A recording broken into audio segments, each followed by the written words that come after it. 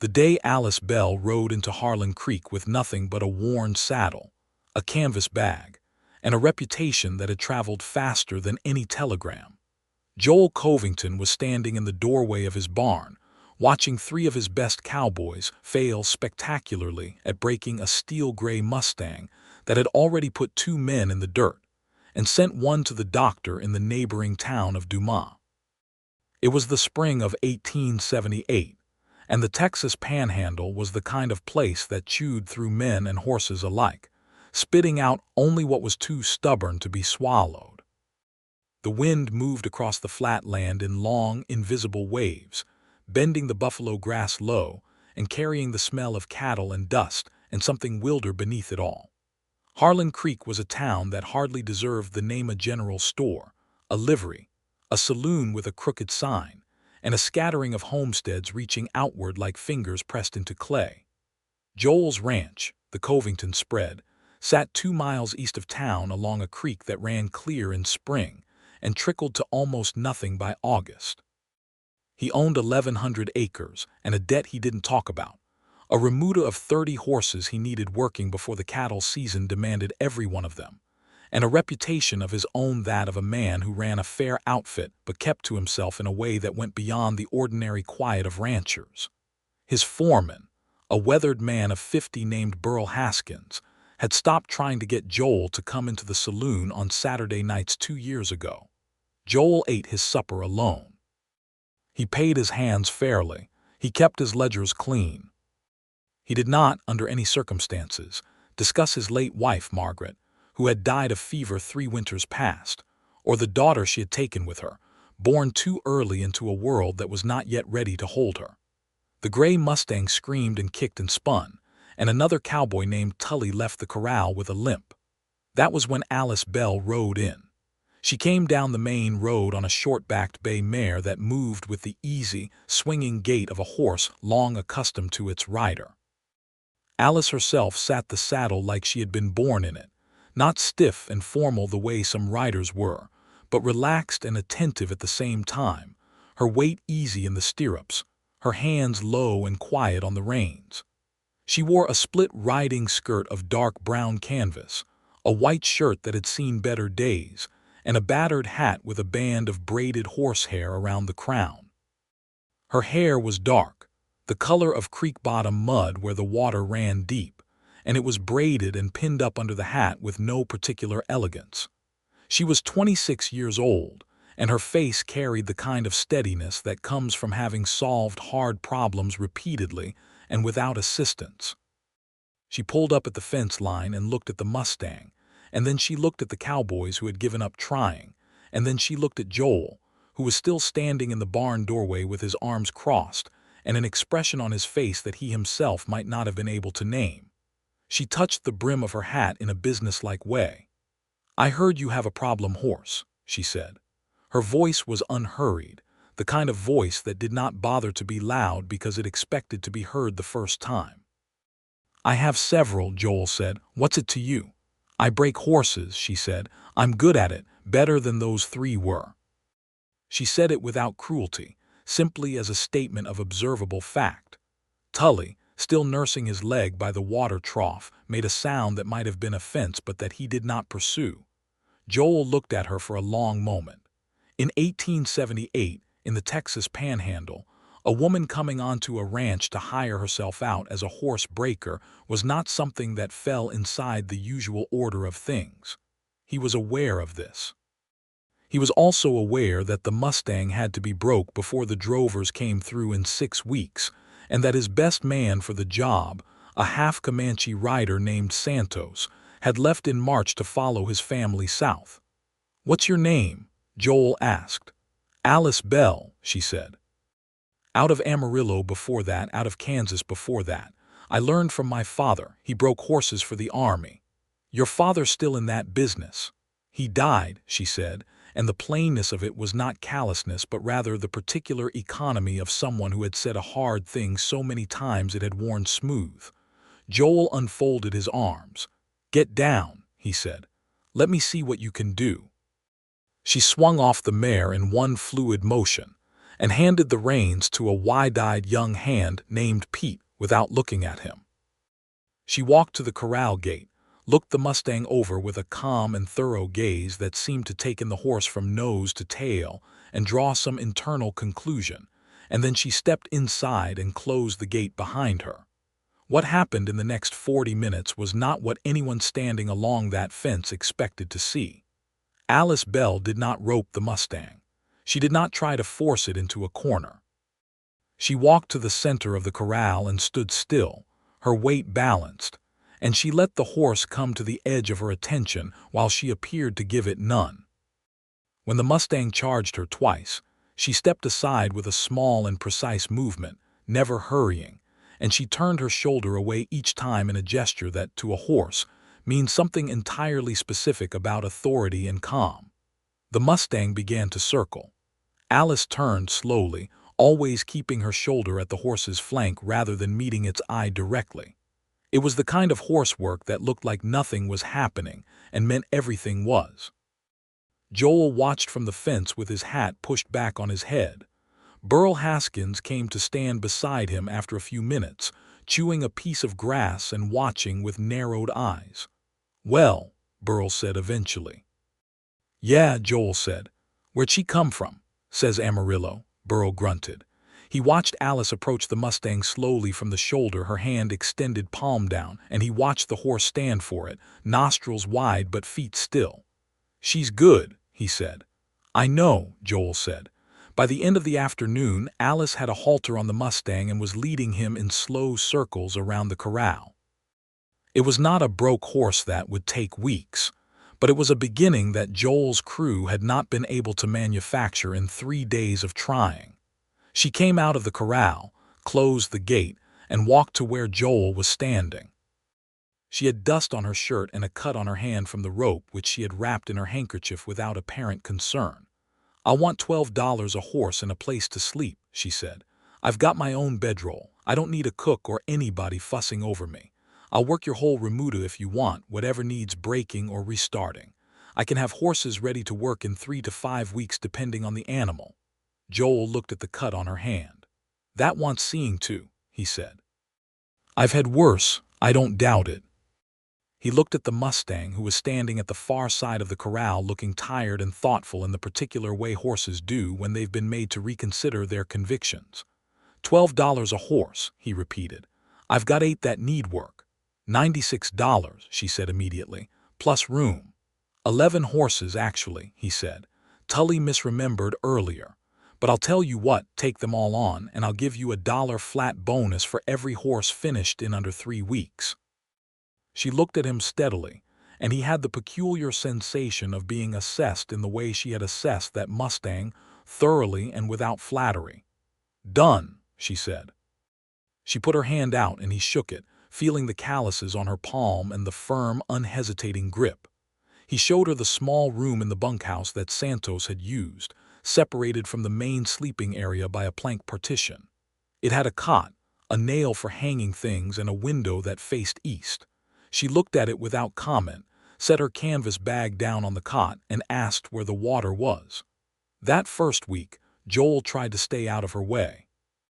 He had a ranch to run, cattle to check, fences to mend, books to keep, a hay deal to negotiate with a farmer named Whitmore 12 miles up the creek.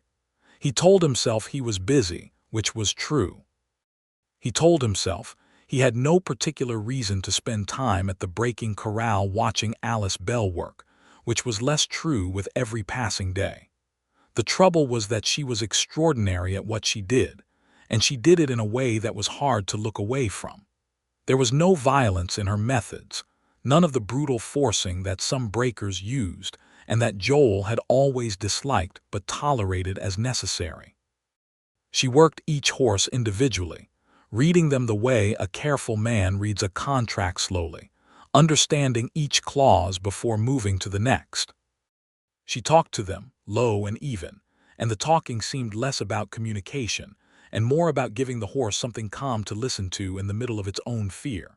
She spent long hours simply being near horses she wasn't yet working, letting them grow accustomed to her smell and the sound of her presence. Joel found himself stopping at the corral fence in the mornings with his coffee, watching her work the gray Mustang, who was progressing quickly now. He told himself he was checking on his investment. He told himself a lot of things that first week. On the 7th evening, he came to find her because there was a practical matter to discuss. One of the 11 horses, a narrow-chested roan, had developed a cough, and he needed to know if she wanted to skip it or work around it. He found her sitting on the top rail of the empty corral after supper, her hat in her lap, looking at the horizon where the sun was putting out the last of its color in long streaks of orange and rose. She had let her hair down and it hung to the middle of her back in the evening wind. He stopped a few feet away, embarrassed for no reason he could easily identify, and cleared his throat. "I wanted to ask you about the roan," he said. She turned and looked at him. "What about him? He's coughing, might be nothing, might want resting for a week." "I noticed this morning," she said. "I'd rest him, work the others. If the cough is still there in a week, you'll want the veterinarian." She paused. "Do you have a veterinarian within reasonable distance?" "Dumas," he said. 20 miles. "That's not terrible." He was going to nod and go back to the house. He had established this clearly in his mind. Instead, he found himself leaning against the fence post and looking at the same horizon she had been looking at. "How long have you been doing this work?" he asked, and he heard the question come out of his mouth and was mildly surprised by it. "Since I was 12, she said. "My father started me young. He said horses don't care whether you're a man or a woman, they care whether you're honest." She was quiet for a moment. He was right about that. "Where did you work before here?" 3 ranches in Kansas, 2 in the territory before that. I came to Texas because the work is more plentiful and she stopped briefly. I had reason to want a change of location." He didn't ask what the reason was. He knew that the particular phrasing reason to want a change meant it was something that had been left behind rather than something lost. He understood that difference well. "The work you do," he said. "Most men wouldn't hire you for it." "Most men don't," she agreed easily. "But the men who have seen the results tend to not care much about convention afterward." She put her hat back on. "You didn't either." "I care about what works," he said. "I know," she said, and there was something in the way she said it that was not quite a compliment but was warmer than a simple observation. He pushed off the fence. "The roan can rest," he said. "I'll have Burl check on him tomorrow." "Thank you," she said, and she was already looking back at the sunset. He walked back to the house. He sat down at the kitchen table with his ledger and stared at a column of numbers for 20 minutes without writing a single thing. The second week moved faster than the first, or perhaps it only seemed that way. Alice was making visible progress with the Mustang, who was now accepting a saddle blanket and the weight of a saddle without much protest, and she had started on 3 of the other horses simultaneously, cycling them in half-day rotations that kept each animal working without exhausting it. She had a method and a logic to everything she did, and the logic was evident if you watched long enough, which Joel found he did. He began, without quite intending to find reasons to be near the corral. He brought her an extra canteen on Tuesday because the June heat was fierce, and he'd noticed she only carried 1. He came on Thursday to ask about the feeding schedule she preferred for the horses she was working. On Friday, he repaired a section of corral fence near where she was working, which was genuinely necessary but which he might have left to Pete under ordinary circumstances. She noticed. Of this he was almost certain because Alice Bell noticed things. It was part of what made her good at her work, but she did not comment on it or make it awkward.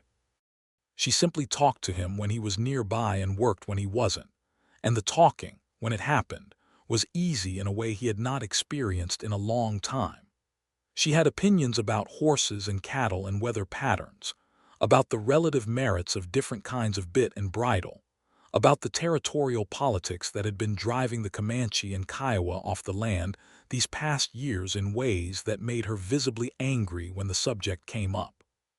"What they're doing to the tribes here is wrong," she said one afternoon, not apologetically, not as a careful opinion, but as something she clearly regarded as plainly true. Father worked with Comanche riders for a time before things got so bad. They had a way with horses that made everything he knew look like the beginning of knowledge. She was oiling a piece of tack and didn't look up when she said it. Santos, the man who used to work here. Yes, Joel said, surprised she knew the name. Burl mentioned him. He said Santos learned his horse work from his mother's people. I imagine that's why he was good. He was the best I had, Joel said. Did you try to keep him? He had family to get back to, she nodded. There's not much you can do against that pull.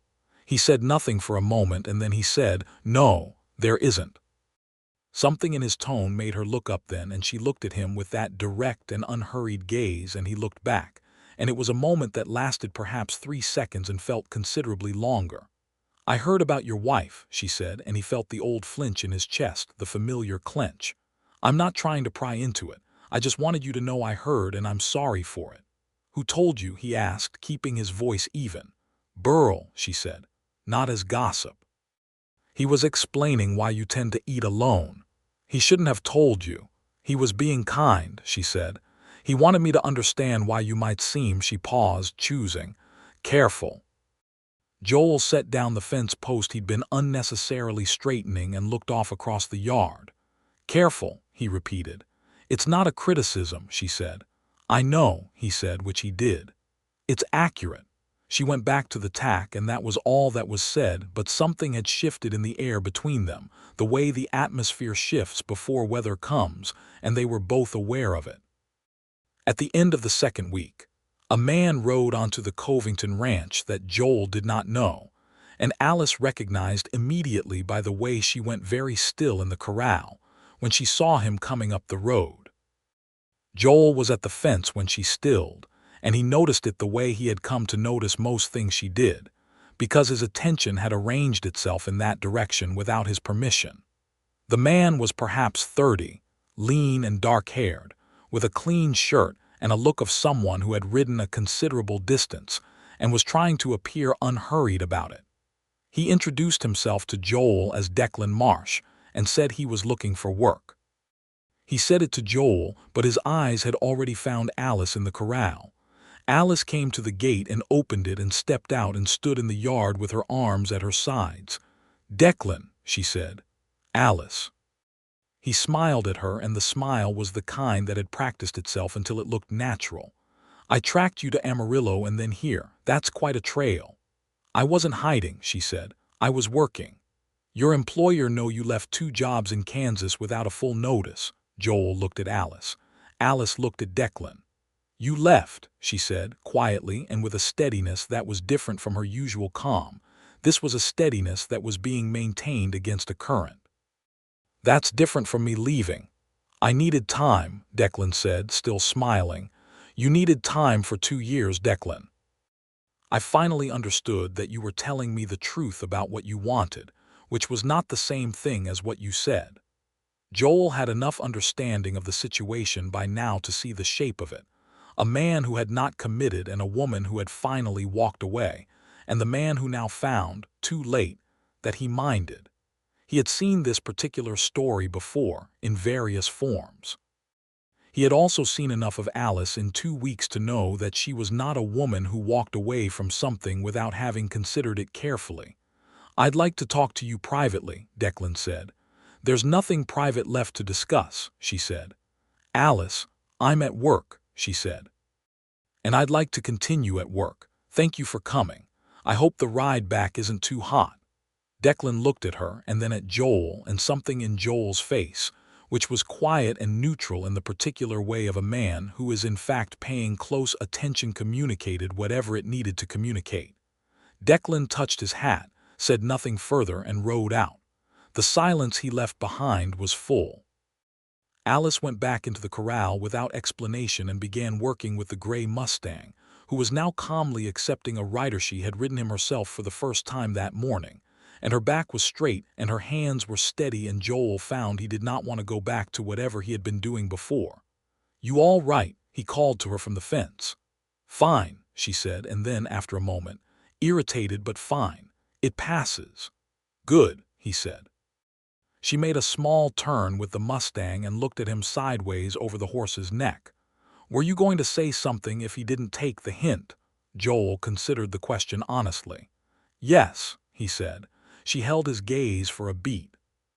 Thank you, she said, and went back to the Mustang.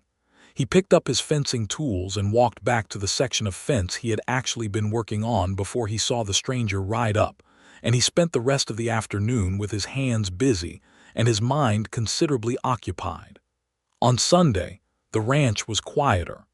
Joel's crew took a half day, and Burl drove into town for supplies. Alice was the only one who stayed behind, and she spent the morning in the corral and the early afternoon reading in the shade of the barn, which Joel discovered when he came to check the water levels in the tank and found her there with a book propped on her knee and her hat tipped over her eyes against the light. He almost retreated. He was good at retreating. He had been practicing it for 3 years. Instead, he said, "What are you reading?" She tipped the hat up. "Tennyson," she said. "I know that's not what you'd expect." "I don't know what I'd expect," he said honestly. "Most people expect something practical, a farming almanac maybe." She turned the book so he could see the cover. "My mother gave it to me. She said poetry was the only thing that said true things in a way the heart could actually take in." He leaned against the barn wall at a respectful distance. "Was she right?" "Sometimes," Alice said. She closed the book and looked at him with a curiosity that was unhurried and direct. "What do you do on Sundays when it's slow?" "Accounts," he said. "Letters, mostly accounts." "Do you enjoy the accounts?" "No." "Then why not do something else?" He looked at her as if the question were in a foreign language, which in some sense it was. The idea of choosing to do something enjoyable on an afternoon when there was account work to be done did not have a place in the architecture of his days. He had built his days after Margaret died in the way you build a wall without gaps, without spaces where the air could move, because the air that moved through the gaps was cold. "I don't know," he said, which was the most honest answer. She studied him for a moment. "Come sit down," she said. "I'll read to you if you want. It passes the time in a way that's better than numbers." He was going to say no. He was going to say he should go look at the accounts. He sat down in the shade, a few feet away from her, and put his back against the warm barn wall, and she opened the book and read, and the afternoon light moved slowly across the yard, while Tennyson's words filled the space between them like water filling a container, finding every corner. He did not look at her while she read. He looked at the yard and the horses in the corral and the wide, flat sky. But he was aware of her voice the way you are aware of something good when you are not used to having it carefully, without quite letting yourself reach for it. The way you approach a fire when you've been cold for a long time, and you aren't yet sure if you're allowed to be warm. After a while she stopped reading and they sat in a silence that was not uncomfortable. "Joel," she said. "Yes." "How long have you been alone?" He thought about deflecting. He was practiced at it. 3 years, he said. "Is it what you want, being alone?"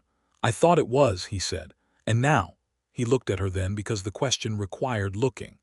She was watching him with that steadiness of hers, not pressing, not performing concern, just asking the actual question and waiting for the actual answer.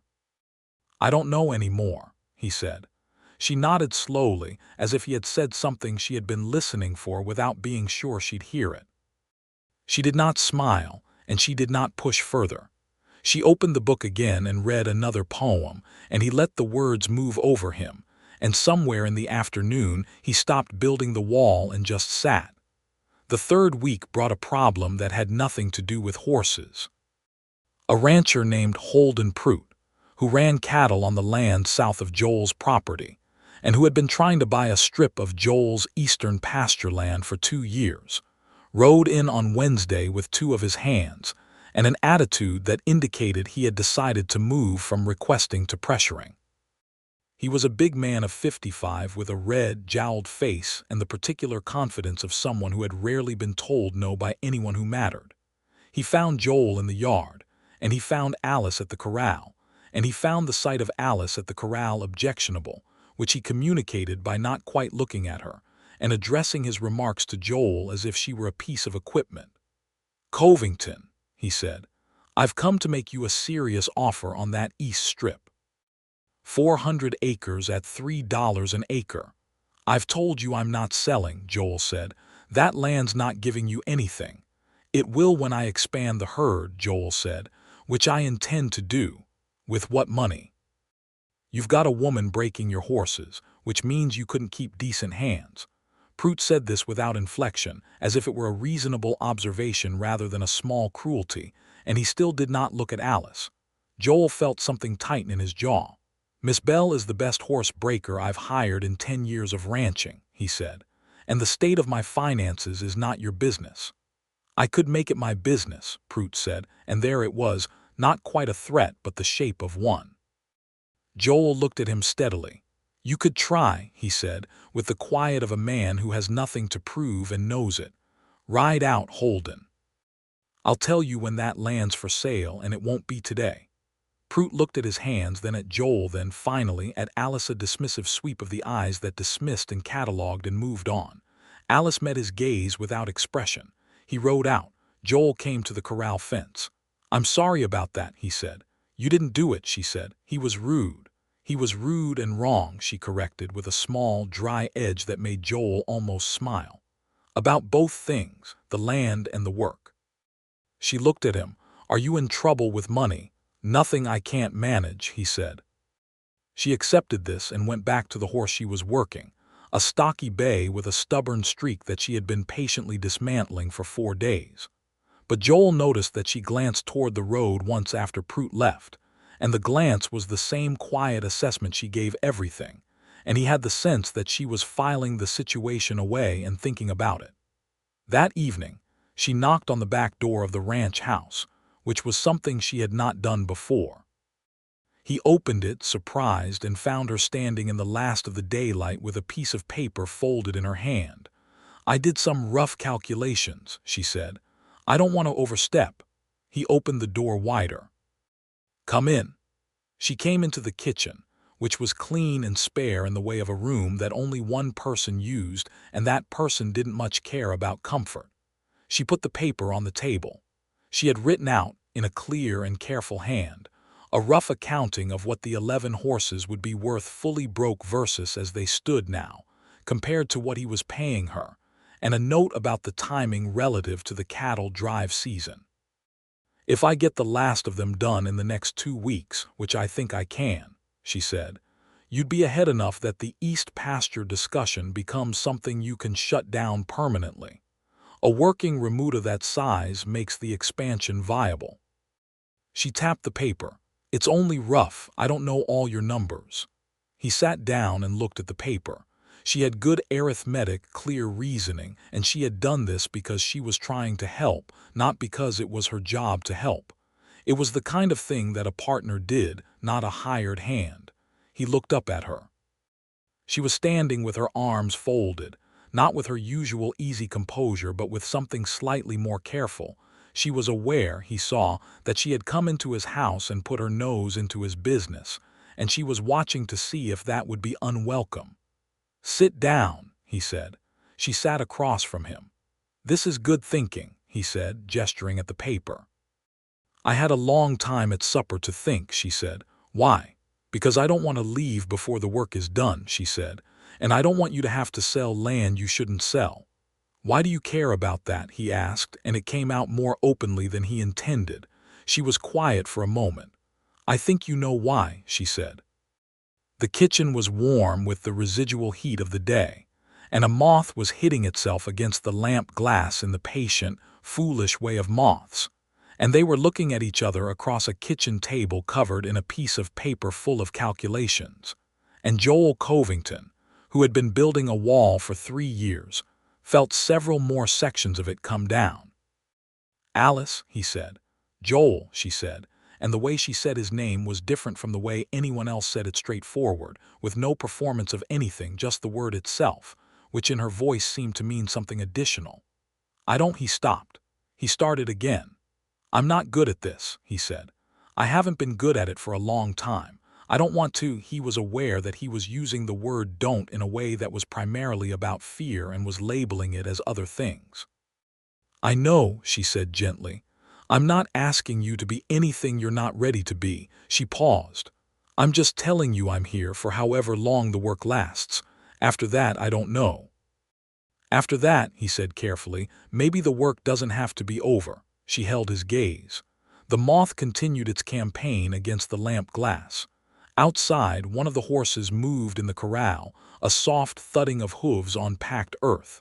Maybe not, she said. He reached across the table and for just a moment covered her hand with his.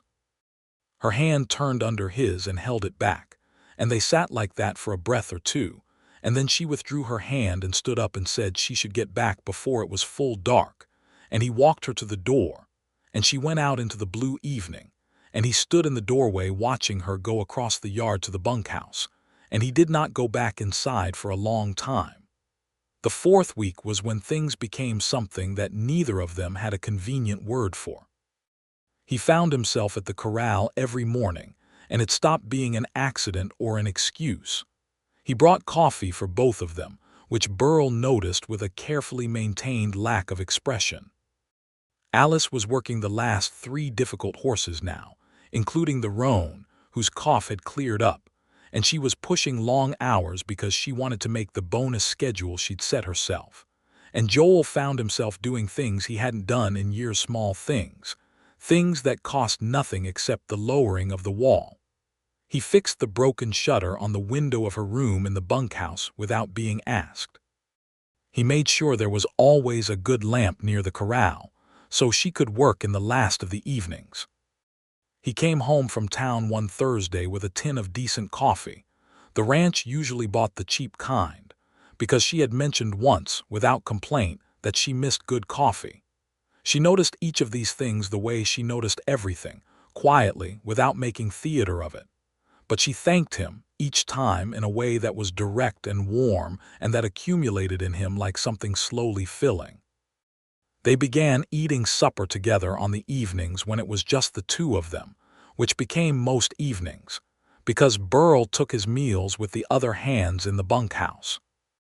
They talked through supper long, wandering conversations that moved through horses and cattle, through the political situation in the territory, through books.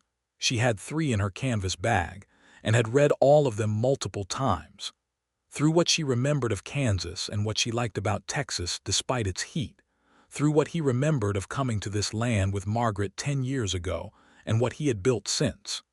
He talked about Margaret more than he had talked about her to anyone since the funeral. Not all at once, and not in a flood of grief, but in pieces. A memory here, an observation there. The way you talk about someone who has become part of the permanent furniture of your inner world. Alice listened without trying to manage it or reassure him past what was helpful, which was the exactly correct approach, though she could not have known it was the thing he most needed. One evening he told her about the baby, the daughter who had come too early and lived only 3 days. He had not said the thing aloud, in full, to another person since the week it happened. Alice sat across the table and listened, and when he was done she said, "I'm so sorry," both of them at once. "That's a terrible weight." "I told myself it was done," he said, "grieved and done, but it's not done." "No," she said, "it doesn't go away, it changes." "Has something like that happened to you?" She was quiet for a moment. "Not the same, but I lost my father 2 years ago, and before that my mother, and there was," she paused. "There was a child I thought I would have with Declan, and that didn't happen, and the loss of a future that seemed real is its own kind of grief. Different in size but similar in kind." "Yes," he said, "that's it exactly." They sat with that for a while, the shared understanding of losses that don't announce themselves dramatically but sit in the architecture of daily life, changing the shape of rooms. "I think," he said slowly, "that I made a decision after Margaret died. I decided to stop wanting things. I thought that was survival." "It is survival," Alice said. "For a while." "For a while," he agreed. "And then it just becomes a habit, an excuse that used to be a reason." She looked at him across the table in the lamplight, and her expression was so open and so present that he felt it like something physical. "Alice," he said. "I'm here," she said. He stood up from the table and walked around it, and he stood before her, and she looked up at him, and he said very carefully, "I would like to start not being alone. If you'd be willing to, If you wanted to, she stood up, which brought her close, and she looked at him with that full, unhurried gaze of hers, and she said, "I'm already not alone. I've been here for 4 weeks." He touched her face, just the edge of it, his thumb at the line of her jaw, and she put her hand over his and held it there. And it was the most simple and the most enormous thing he had done in 3 years, and his eyes stung unexpectedly with it, and she saw that and did not look away. He kissed her, finally, carefully, a kiss that was asking more than claiming, and she kissed him back, and it was honest in the way she was honest in all things. No pretense, no performance, just the real warmth of it, and the wall came down further than it had come down in everything that had preceded this. And the kitchen was full of lamplight and the sound of the night settling around them. He pulled back after a moment and looked at her, and she was looking back at him with something in her eyes that was warm and a little wry and entirely present. "You took long enough," she said. He laughed, a real laugh, unguarded, the kind he had nearly forgotten how to do, and she smiled. And the smile was like morning in the way morning is when you've had a long, cold night, and you didn't quite believe it was coming. The next 2 weeks brought the kind of change that comes when a person stops fighting against something they needed. Joel went about his days differently, not dramatically, not with visible alteration, but the accounts got done faster and the fence repairs didn't take as long, and he came out of the mornings with less of the gray heaviness that had become so familiar he'd stopped noticing it as an intrusion. He noticed it now by its absence. Alice finished the last of the 11 horses on the 17th day of the 4th week, 3 days inside the bonus deadline. The last horse was a cantankerous buckskin that had been fighting her for 2 weeks, and the morning she brought him out of the corral at a steady walk, carrying a rider who was actually Pete. She had asked Pete to ride him because he was the lightest, and she needed to test the horse under actual weight. Was a morning that the whole ranch turned out to watch. The buckskin walked, trotted, and loped around the pasture in a creditable demonstration of a broke horse, and Pete was grinning by the time he brought it back, and Burl Haskins led the applause, which consisted of 3 cowboys slapping their hats against their legs and hollering. Alice came out of the pasture looking dusty and tired and deeply satisfied, and Joel was waiting at the gate. 11 horses, she said. "Done." "Done," he agreed. He put out his hand with the money folded in it, the agreed amount plus the bonuses, and she took it and looked at it and then looked at him. "What happens now?" she said. This was the question he had been preparing for, and he had prepared it by deciding what he actually wanted rather than what he thought he was allowed to want. "I have a fence project on the north pasture that's going to take 3 weeks," he said. "And after that I'm planning to buy 6 new horses from a man in Clarendon in August, and some of those will probably need work." She waited. "And I would like," he said, "for you to stay, not as hired help." As he stopped and looked at her directly because she deserved directness, "I'm not good at saying this kind of thing." "You're doing fine," she said. "I would like you to stay," he said, "because this place makes more sense with you in it, and because I would like to continue not being alone. And I would like to continue it with you specifically, and with no particular end date in mind." She looked at him for a long moment. The June sun was hot on both of them, and the buckskin was being led away by a pleased Pete, and somewhere in the middle distance a meadowlark was making its argument for the beauty of the plains. "That's the most roundabout proposal of continued company I've ever heard," she said. "I'm aware." "What you mean," she said carefully, "is that you'd like me to stay as a permanent part of this place." "Yes," he said. "That's what I mean." "Then say that." "I'd like you to stay as a permanent part of this place," he said, and his voice was level but his eyes were not. She looked at him, and the steadiness in her face softened in a way he had not seen before. Not the composed steadiness of her work, but something different, something that was allowing itself to be moved. "I'd like that too," she said. Burl Haskins, who was not quite out of earshot, turned around and walked in the opposite direction with the deliberate tact of a man pretending he had always been going that way. The summer moved forward in the way the Texas Panhandle summers did, hot and flat and enormous. The sky so blue it was almost violent, the land stretching away on all sides as if the world had decided not to bother with hills or limits. Alice settled into the ranch in a way that was not abrupt or dramatic but gradual and organic, the way water settles into a landscape, finding the low places, filling them, becoming part of the topography. She moved from the bunkhouse partition to the ranch house, which required exactly one conversation that was frank and brief, and produced no awkwardness, because neither of them was inclined to be awkward about practical matters. She took the room across the hall from Joel's, and they proceeded from there at a pace that was unhurried and honest, which was the only pace either of them knew. She began to change things in the house in small ways that he noticed, and found he liked a jar of prairie wildflowers on the table one morning, a different arrangement of the kitchen that made more sense, the 3 books from her canvas bag appearing on the shelf beside his almanacs and cattle records. He had not realized how much the silence of the house had been the silence of absence until it started to be otherwise. In July, she rode with him into Dumas for supplies, which meant the town saw them together, which meant there was talk.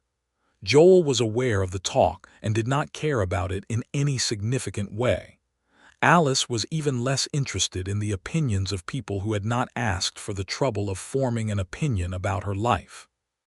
There was one woman, the wife of the general store owner, a well-meaning woman named Mrs. Crane, who took Alice aside while Joel was loading the wagon and said, gently but directly, that people were wondering about the situation and that perhaps it would be better for all concerned if it were made more official.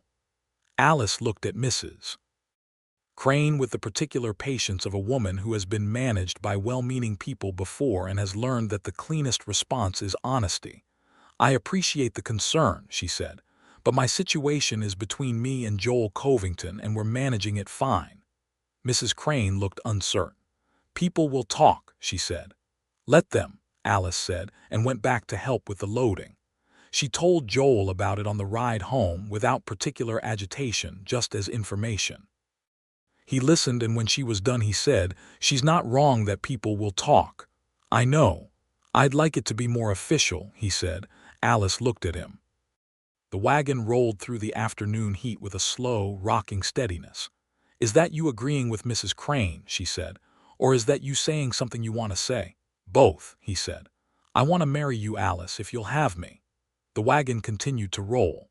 The horses moved with their easy, steady rhythm, two of the horses she had broken herself, as it happened, the gray Mustang and the stubborn Buckskin, now pulling together like old partners. You might have asked me a little more dramatically, she said. He looked at her surprised. I'm joking, she said, and her eyes were warm. Yes, I'll have you. He looked back at the road ahead. There was a particular quality to his expression at that moment, the look of a man who has been given back something he thought was permanently lost, and who is just beginning to believe it is real. Yes, he repeated, just to hear it again. Yes, she confirmed, and she reached over and put her hand on his arm, and they rode the rest of the way home in a silence that was nothing like the silence he'd been living in for 3 years. They married in September in the small church in Dumas, with Burl Haskins as the witness on one side, and a woman Alice had known in Amarillo, a horse trader's wife named Clara, on the other. The ceremony was simple and direct, which suited them both. The preacher was a young man who was slightly nervous, perhaps because the bride watched him with the same steady attention she gave to difficult horses, and the groom stood beside her with the look of a man who had finally stopped arguing with himself. The ring Joel put on her hand had been his grandmother's, a thin band of gold with a small garnet, and he had kept it in the bottom of a locked box for 3 years. Getting it out had felt like opening a window. When they rode back to the ranch that evening, the crew had left a lantern lit in the yard and a bottle of decent whiskey on the porch step with a note in Burl's handwriting that said, simply, "About time." Alice laughed when she read it, a laugh that was full and unguarded, and Joel took the whiskey and poured 2 glasses, and they sat on the porch in the September evening, which was cooler now, the terrible heat of summer finally releasing its grip, and they listened to the horses moving in the corrals and the distant call of coyotes and the vast, dark, unworried silence of the plains. "Tell me one thing you want," she said. "What do you mean?" "Tell me one thing you want for this." She gestured at the ranch, at the night, at the general shape of the future. "One real thing." He thought about it honestly. "I want it to be full," he said. "The way it used to be before it wasn't. Full of work and noise," and he paused. "People, life moving around in it." She nodded slowly, looking at the dark yard. "That's what I want too," she said. "What do you want?" he asked. "To stay," she said simply. "To have a place that's mine to stay in." "This is yours," he said. "I know," she said. "I'm just saying it's what I want. I've been moving a long time." He put his arm around her, and she leaned against him with the easy, unreserved weight of someone who has found a solid place and is willing to rest in it. And the lantern burned in the yard, and the September night held them without asking anything further. The fall brought work of a different kind. The hay to be brought in, the cattle to be moved to the winter pastures, a deal with a rancher in Clarendon that Joel had been negotiating since August for the 6 new horses he'd mentioned to Alice. She rode with him to Clarendon to look at the horses, because of course she did, and she assessed them with the same thoroughness she gave everything, and she pulled him aside before he shook on the deal to say that 3 of the 6 were excellent, 2 were passable, and 1 was going to be trouble but could be worked out of it. "Take the 3 excellent ones and the 2 passable ones," she said. "Let the other 1 go. The price he wants for it isn't worth the time you'll spend." Joel went back and negotiated accordingly, and the Clarendon rancher looked annoyed but accepted it, and on the ride home with the 5 horses trailing behind them, Joel said, "You saved me about $40 and 3 months of irritation."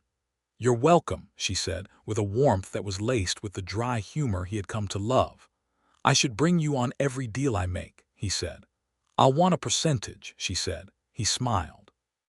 It was a different smile than the ones he'd been managing for 3 years. Not polite, not controlled, but actual, something coming up from below. The winter came in hard that year, as winters on the Panhandle do, blue northers sweeping down from the territory, with a violence that turned the flat land to cold iron and drove the cattle to shelter, and made the work of keeping the horses warm and fed a daily battle. Alice had not wintered in a place quite this exposed before, and she found the first major norther startling in its completeness. The way the cold arrived, not gradually but all at once, like a decision. She also found, to her own surprise, that she loved it. The way the ranch pulled together in the cold, everyone focused on the same immediate and practical problems: water troughs to be kept from freezing, horses to be blanketed and bedded down, the stove in the ranch house to be kept going around the clock. The way the cold made the warmth of the house feel purposeful rather than simply pleasant. The way she and Joel worked alongside each other in the frozen mornings, moving efficiently through the shared tasks without needing to organize it, falling naturally into a rhythm that was something she had never had with anyone, not even her father, who she had worked beside for years.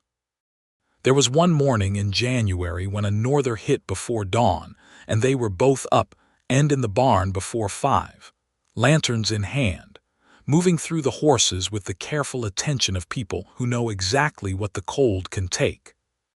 The horses were nervous in the way horses always are before weather, sensing it through some channel that humans don't have, and Alice went from stall to stall with quiet words and a steady hand, settling them the way she always settled them, while Joel worked on the water situation and the bedding.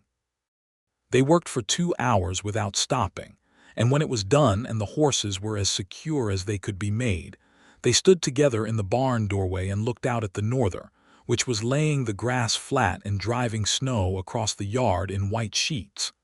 Alice's breath made a cloud in front of her face. Her cheeks were red with the cold. She was wearing Joel's old coat over her own because she had grabbed it from the peg in the dark, and it was too large on her, but she wore it with the same easy authority she wore everything. "Cold," she said. "Yes," he said. He put his arm around her and she turned into him, and they stood there in the barn doorway with the norther moving past them. And it was one of those moments that is ordinary in its components and extraordinary in its weight to people. A barn, a January storm, and Joel had the thought, as clearly as if it had been said aloud, that this was what he had wanted when he said he wanted the ranch to be full again. Not any single thing. This. The accumulated texture of another person living alongside him in all weathers. In February, Alice told him she thought she was pregnant. She told him in the morning at the kitchen table over coffee in the same direct way she told him everything straightforwardly, watching his face to see what it did. What it did was go still for a moment of full, complete stillness, and then something moved through it that she could not quite name but that she knew was large. "Are you sure?" he said. "Fairly," she said. "I'll want a doctor to confirm, but I'm fairly sure." He sat with it for a moment. She watched him and waited, because she understood by now that he processed things from the inside out, and that the outside would tell her what she needed to know when he'd gotten to it. "I lost a child before," he said. I need you to know that I'm thinking about that. I'm happy, I am, but I'm also careful." "I know," she said. "I'm being careful too, in every sense." "I want this," he said clearly. "So do I," she said. He got up from the table and came around to her side and crouched down beside her chair, which was not a pose he fell into naturally, and he took her hands and looked at her. "I need you to be careful," he said. "With yourself, not just the baby, you, Joel. I know how this has gone before," he said. He stopped. "I am asking you from somewhere quite deep to take care of yourself." She squeezed his hands. "I'm strong," she said, "and I'm careful. And this isn't 3 years ago." "No," he said, "it's not. I will take care of myself," she said, "and I will let you take care of me when it's useful, and together we'll see what happens." He nodded, still holding her hands. "And it's going to be fine," she said, with a quietness that was not a performance of calm but came from the same place her horse work came from, genuine, earned steadiness. "All right," he said. He stood up. He went to get more coffee, and when he came back he was himself again, measured and present, though his eyes were still doing something she recognized as caring more than was comfortable to show. The doctor came out from Dumas in March and confirmed what Alice had suspected, and said she was healthy, and that by his estimate there would be a new Covington by autumn. He said this with the particular brisk cheer of a country doctor who had delivered about 200 babies and regarded each one as evidence that the system worked. Joel shook his hand rather more firmly than necessary, and the doctor rode back to Dumas. Spring came again, the 1-year mark of Alice's arrival, though neither of them marked it explicitly. The days lengthened, and the buffalo grass came back up, and the horses in the corrals moved with the particular energy of animals that have survived the winter and know it. Alice, who was moving into the visibly pregnant months now, was not a woman who reduced her activities out of excessive caution, but she had made practical adjustments. Less time on horseback, more time in the barn, more of the physically demanding horsework delegated to Pete, who had turned out to be a quick learner, and who worshipped Alice with the uncomplicated devotion of a young man who has seen someone do something extraordinary and can't quite get over it. She supervised. She instructed. She had opinions about everything Pete was doing and communicated them with patience and exactness, and Pete improved visibly under this treatment, which Joel watched with amusement and affection. "You're teaching him," Joel said one evening. "I'm trying," she said. "He's going to be good. He has the instinct for it." "Like your father taught you." She was quiet for a moment. "Yes," she said, "like that." "He'd be proud," Joel said, which was a thing he hadn't said before but that he had been thinking for months. Alice looked at him and her eyes went briefly bright and then settled back to their usual clarity. "I think so," she said. "He'd have liked this place. He'd have liked the horses." "He'd have liked you in it," Joel said. She reached across the table and took his hand, and they sat like that for a while, and outside the evening birds were beginning their end-of-day comments, and the light was long and gold through the kitchen window, and it was the kind of moment that is its own argument for the value of continuing. In late July, Holden Prout came back. He came alone this time, without his hands, which was itself an indication of something, either contrition or a different kind of pressure. He found Joel near the south fence, and he was more subdued than he had been in May of the previous year. "I owe your wife an apology," he said. Joel looked at him. "You do?" "I was rude to her." "You were. I'd like to if she'll receive it." "That's her decision," Joel said. "Not mine." Prout nodded, accepting this. Joel took him to find Alice, who was at the barn with Pete, watching a young horse be lunged in a slow circle. She saw Prout coming and waited, her expression neutral. Prout took his hat off. "Mrs. Covington," he said, "I was rude to you when we first met, and I was dismissive of your work in a way that was unfair. You've done good work here by all accounts, and I was wrong." He said it plainly, without theatrical remorse but with genuine discomfort, which made it more credible. Alice looked at him for a moment. "I appreciate that," she said. "Apology accepted." He nodded, looking as if something had been set down. Then his eyes moved to the horse being lunged. "That's coming along nicely," he said, in the way of a man who knows horses and can't help commenting. "He's got a good mind," Alice said. "Better than he looks like he should." Prout almost smiled. "I've got a mare I've been having trouble with," he said cautiously, as if testing whether the moment allowed it. "Young thing, pretty but wild. I don't suppose—" "Send her over," Alice said. "We can see what she needs." Prout left in a considerably better state than he'd arrived, and the conversation about the east pasture did not come up at all, and it never came up again, which was its own kind of resolution. The summer moved toward its end. Alice was large with the pregnancy now in a way that changed how she moved through the world, not with limitation so much as with a different center, a different weight. Joel moved around her with a care that she alternately found touching and maddening, because she was not, as she pointed out to him on more than one occasion, fragile. "I know you're not fragile," he said on one such occasion. "I'm being careful because I love you. Those are different things." It was the first time he had said it in exactly that configuration, and she heard it and went quiet for a moment, looking at him. "I love you too," she said, "but I'm capable of carrying a bucket of water." "I know you are," he said, and he was smiling, and he let her carry the bucket. The doctor came out in September, the due date he had given in March. And then in early October the labor started in the night, the way labor does, without consideration for whether anyone was prepared. Joel had been ready for weeks, which meant he had been mildly on edge for weeks, which Alice had found equal parts endearing and slightly exhausting. He rode to Dumas himself to get the doctor, which was a 20-mile ride, and he made it in a time that suggested the horses had been pushed. The labor was long and hard, long enough that Joel spent most of it in the parlor with Burl Haskins and Pete, and Burl made coffee that nobody drank, and Pete stared at the floor with the focused intensity of someone praying. Joel sat very still and thought about all the things he had built his peace on in the past year: Alice's steadiness, Alice's voice, the way she faced hard things directly, the way she had brought morning back into the house. When the doctor came out in the early light of the next morning and said that Alice was well and the baby was well, Joel's voice when he thanked him was not entirely steady. The baby was a boy, a solid, red-faced, loud-opinioned boy who arrived with every intention of making his presence known and showed no signs of compromising on this intention. They named him Thomas William Covington, Thomas for Alice's father, William for Joel's. He was dark-haired and extremely loud, and he was, in Alice's words when she held him that first morning with Joel sitting at the edge of the bed watching them, "the most demanding person I have ever met, and that includes the buckskin."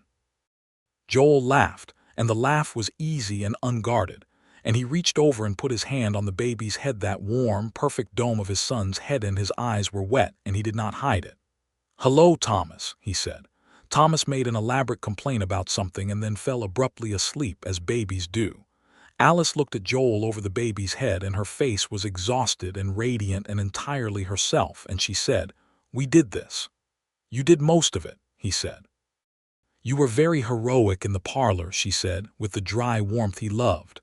"I was," he said. "I drank none of the coffee. It was extraordinary."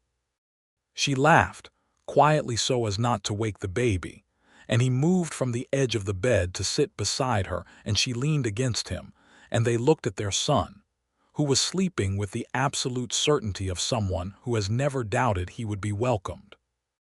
The winter that followed was nothing like the previous one. It was still cold, still full of work, still demanding in the practical ways of winter on the plains. But it was full in the way Joel had asked for on that September porch, full of the noise and life and movement of a family. Thomas turned out to be a baby who had opinions about sleep, which meant there were nights that were long and exhausting in ways that had nothing to do with weather. But they managed them together in the small-hour dark with the patient, slightly bleary competence of two people who are fundamentally good at solving problems. Pete, who was 20 and had become something like a younger brother to both of them without anyone having arranged it, was invaluable with the horses during the months when Alice was most occupied with Thomas, and he did it with the pride of a young man who has been trusted with something real. He had become, by winter's end, a genuine horse breaker, not Alice's equal, not yet, but someone with a real gift and a solid foundation, and Alice was proud of this in the way she was proud of all things she'd had a hand in quietly, thoroughly. Spring returned, as spring does, without apology for having been gone so long. Thomas was pulling himself upright on furniture by March and had developed a strong attachment to the barn and the horses, which delighted Alice, who took it as evidence of good taste, and Joel, who took it as evidence of something being built correctly. Burl Haskins announced in April that he was going to take the summer off and visit his daughter in Missouri, which he framed as a temporary arrangement, but which everyone who knew Burl understood was probably permanent. He was 63 years old. His knees had been troubling him for 2 winters, and his daughter had 3 grandchildren he'd seen exactly twice. Joel shook his hand and told him his wages were paid through to June regardless, and Burl looked at Alice and Thomas standing in the yard to see him off with a look that was unmistakably moved. "You did all right, Covington," he said to Joel. "Took you long enough." "That's what everyone keeps saying," Joel said. Burl touched his hat to Alice. "Best hire he ever made," he said. "I know," Alice said, and smiled at him. He rode out, and Pete took over as foreman with a seriousness about the responsibility that made everyone slightly cautious for a week, until it became clear that Pete actually knew what he was doing. In the late spring of that second year, 2 years after Alice had first ridden into the yard and put a halter on a steel-gray Mustang that 3 men couldn't handle, Joel came to find her in the barn on a Tuesday afternoon, when the light was coming through the barn doors in long gold bars, and Thomas was asleep in the small wooden cradle that Joel had made during the winter from a set of instructions his own father had left behind. She was working with Prute's mare, who had been on the ranch for a month now and was making good progress. The wildness in her was not stubbornness. Alice had determined early, but anxiety, and anxiety was something you could work with once you understood it, because anxiety was simply a response to not knowing what was safe. Joel leaned on the barn wall and watched her for a while.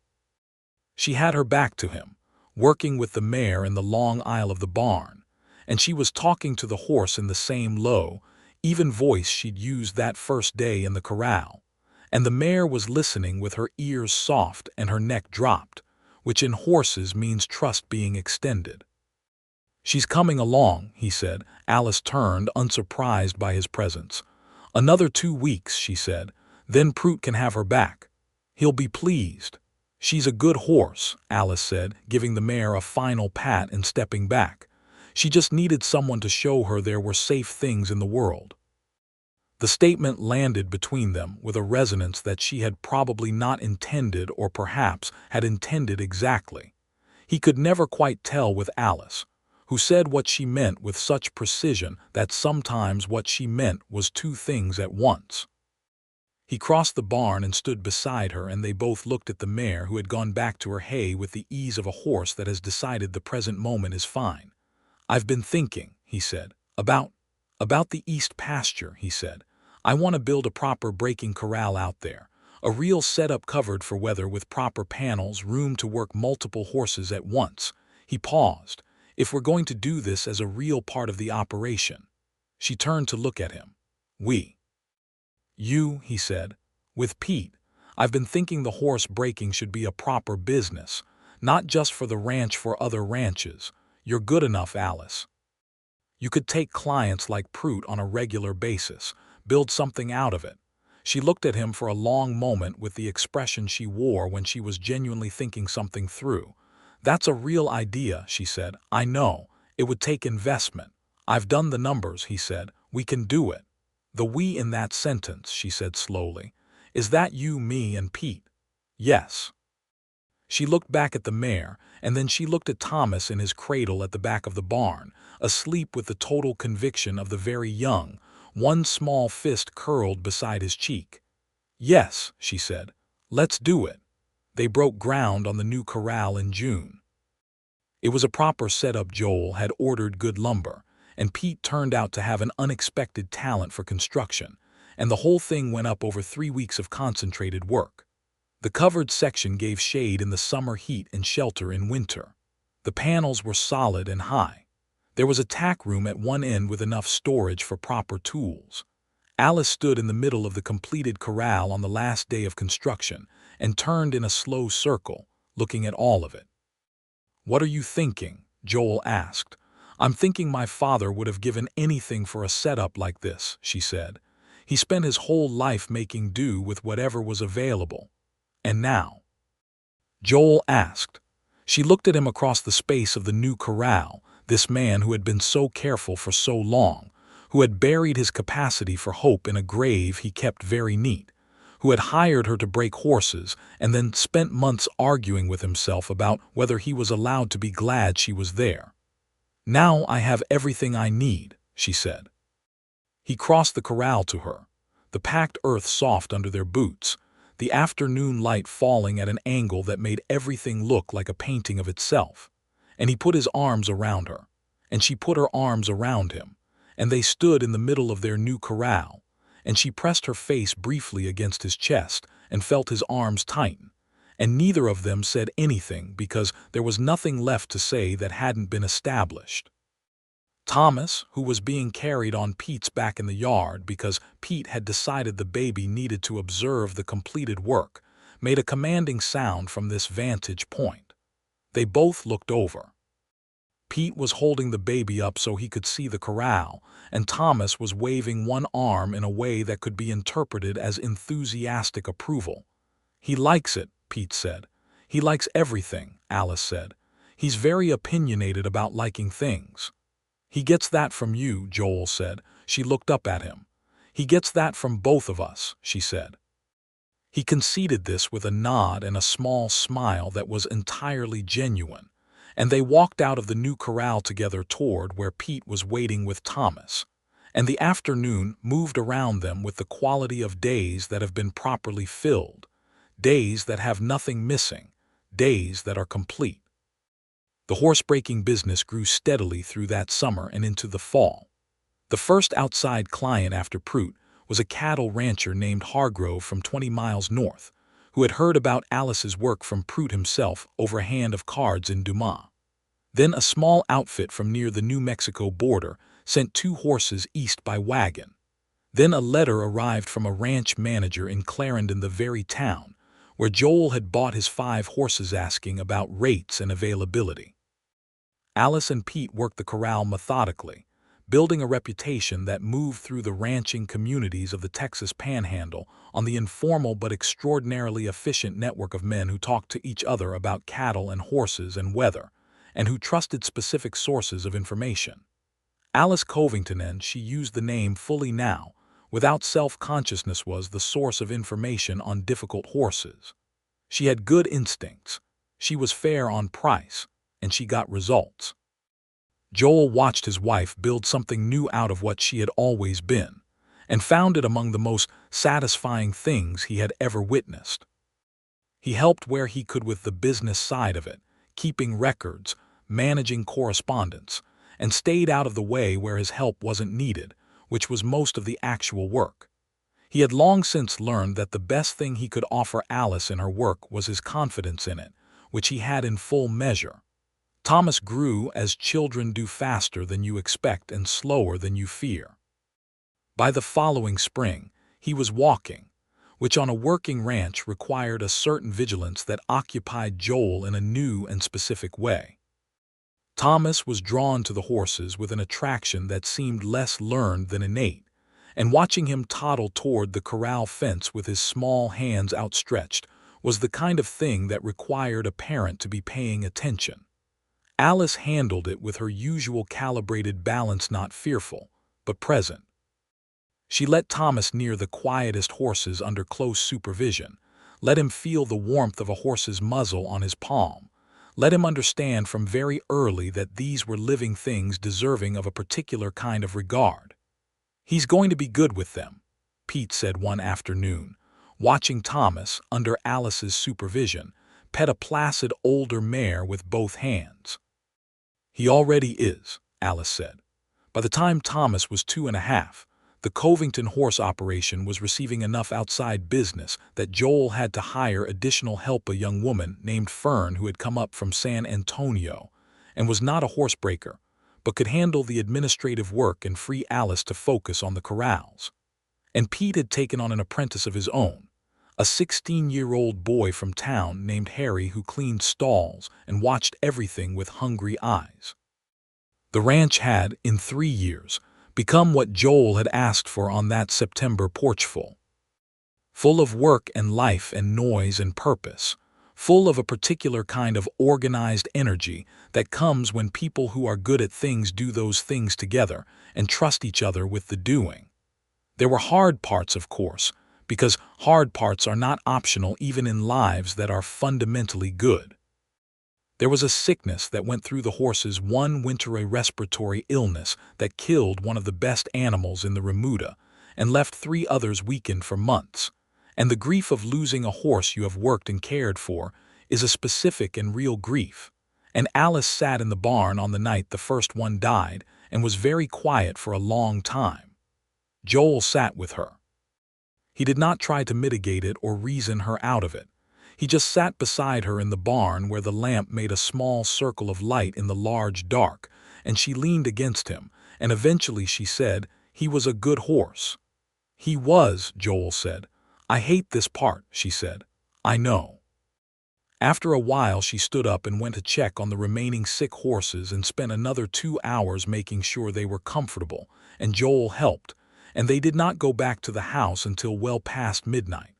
That was marriage too, the late nights and the losses, the staying present in the hard things. That spring, Alice told him she was pregnant again. She told him at the kitchen table over coffee, the same way she had told him the first time. He sat with it for a moment and then he smiled, not carefully, not with the guarded joy of the first time, but openly with the confidence of a man who has learned to believe in his own life. "Good," he said. "Yes," she said. The second child was a girl. They named her Ruth Sarah Covington Ruth for no specific reason, except that it was a name Alice had loved since reading the book of Ruth as a child, and Sarah for Joel's mother, who had died when he was young, and who he had not spoken of much but who he wanted in the name of his daughter. Ruth arrived in the early morning of a November day, efficiently and without the difficulty of Thomas's birth, and she came into the world with enormous dark eyes that stayed open, and looked around with an attention that Alice said, laughing and exhausted, was already suspicious. Thomas met his sister with the measured caution of a 3-year-old who has been told about an important development and is reserving judgment until he has more information. He stood at the edge of the bed and looked at Ruth for a long time.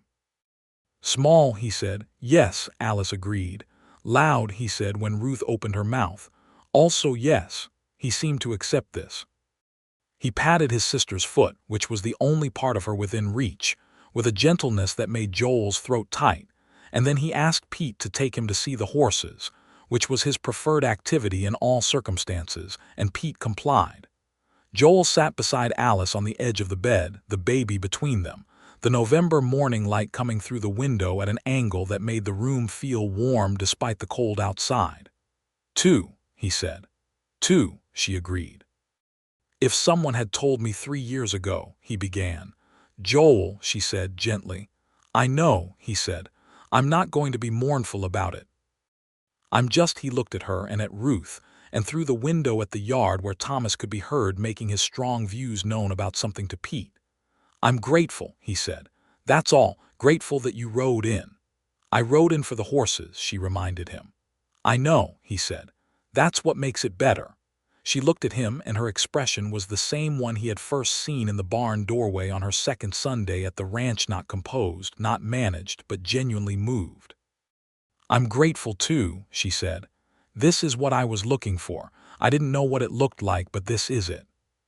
He kissed her forehead, and Ruth, disturbed by the movement, made a comment about this, and they both looked down at her with the helpless attention of parents who are not yet accustomed to not looking at the person they've just made. "Good morning, Ruth," Alice said. Ruth looked at the ceiling with enormous eyes and considered everything available information. 4 years after Alice Bell had ridden into the Covington ranch with a worn saddle and a reputation, the ranch was something different from what it had been, not unrecognizable, not dramatically transformed, but deepened, in the way that things are deepened when they are genuinely used and genuinely loved. The corrals were busy and purposeful. The house was warm and somewhat loud. Pete ran the day-to-day operations of the horse business with a competence that made Alice proud, in the way a teacher is proud of a student, not with ownership but with reflected satisfaction in the work.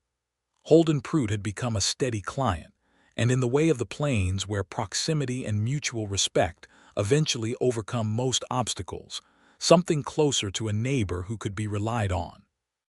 He had sent 6 horses over the course of 3 years, and he had stopped finding Alice's role in the operation remarkable, because the results made the question of remarkability irrelevant. Thomas, at 4, was already on horseback, a small, patient pony that Alice had selected with the same thoroughness she applied to everything, and he sat it with a naturalness that made every person on the ranch stop and watch him with a kind of instinctive recognition. His mother's hands, they said, her eyes, the same unhurried weight in the saddle, the same quality of attention. Ruth, at 1, was primarily interested in standing, walking, falling down, and expressing views about all 3 events at considerable volume, and was in all respects a second enormous fullness in a house that was already full. Joel Covington, on a spring morning that was neither dramatic nor particularly different from other spring mornings, stood at the fence of the new corral and watched his wife work a young paint horse that a rancher from east of Amarillo had brought in the previous week. She was in the corral with the paint, and the paint was watching her with ears tipped forward, the beginning of trust, and she was talking, low and even, the way she always talked, the voice that had first made him stay at the fence longer than he'd intended. He had his coffee. The morning was clear and cool, the plains stretching away in all directions under a sky that was the blue of deep water. From the house, distantly, he could hear Ruth declaring something to Fern, who was watching both children while Joel was at the fence and Alice was working. He thought about the version of himself that had stood in this same place 3 years ago, arms crossed, expression unreadable, watching this woman ride in and deciding she was a practical solution to a practical problem. He had been so careful then, so thoroughly walled.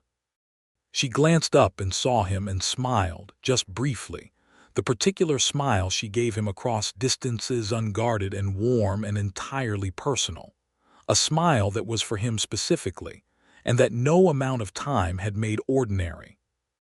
He lifted his coffee in something that was not quite a toast, but was the gesture of a man acknowledging a good thing. She turned back to the paint horse.